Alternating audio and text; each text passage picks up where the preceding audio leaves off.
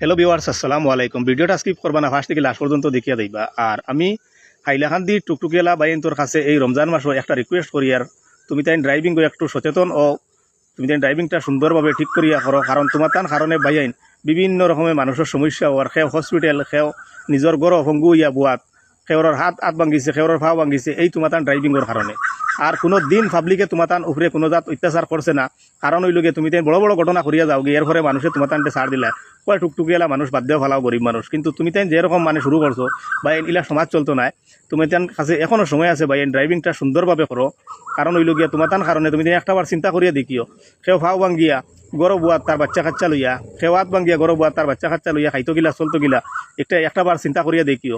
আর টাউনের মাঝখানও যে সময় মনে করো তুমি তেন টুকটুকি চালাও, তখন ছোটো গাড়ি যেমন এল্টো অটো এইরকম গাড়ি লইয়া যাওয়ার সময় তুমি তেন সাইড দেও না। যখন অরণ দেবা অফিসে থেকে, তখন তুমি তাই চোখ রাঙ্গাইয়া চাও, দয়াখান করিয়া কইয়ার তুমি তাই এইসব সিস্টেমটা ছাড়ি দেও। কারণ পাবলিকে তোমার তান উপরে কোনো দিন কোনো কমপ্লেন সরকারের কাছে করছে না, প্রশাসনের কাছে করছে না। প্রশাসনে তোমার তান হ্যারাসমেন্ট করে ডকুমেন্টর লাগিয়া, গাড়ির কাগজর লাগিয়া, এটা বেলেগ কথা। কিন্তু পাবলিকে কোনোদিনও তোমার তান বিষয় নিয়ে কোনো জাত কুমন্তব্য সরকারের কাছে করছে না যেন, মানে বা প্রশাসনের কাছে করছে না যেন তুমি তাই এইরকম মানে পাবলিকরে হ্যারাসমেন্ট করদায়, হয়রানি করদায়, এইরকম কোনোদিনও করছে না। কিন্তু বর্তমানে যেটা শুরু করছো বাইন, ইতার কারণে মানে পাবলিকে এইরকম মানে সমস্যা তোমার লগে করতে পারে।